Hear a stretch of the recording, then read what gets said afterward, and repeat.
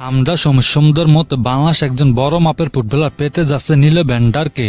European 10টি লিগের একটি হচ্ছে নেদারল্যান্ডস প্রিমিয়ার লিগ, আর এই লিগে দ্বিতীয় ডিভিশনে মূলত সেন্ট্রাল মিডফিল্ডে খেলে নিলয়। তবে কিছু ম্যাচে অ্যাটাকিং মিডফিল্ডার বা সেন্ট্রাল ব্যাক হিসেবে দেখা যায় তাকে।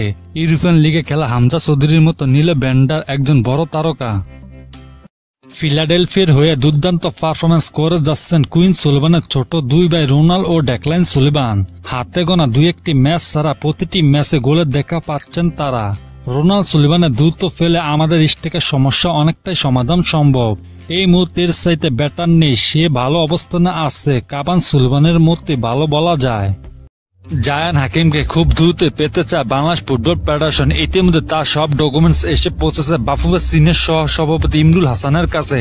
এই সিজনে জায়ান 45 ম্যাচে করেছেন 18 গোল এবং 7 অ্যাসিস্ট। একজন ফরওয়ার্ডের মধ্যে যেই কোয়ালিটি থাকা দরকার জায়ানের মধ্যে তার সবকিছুই আছে।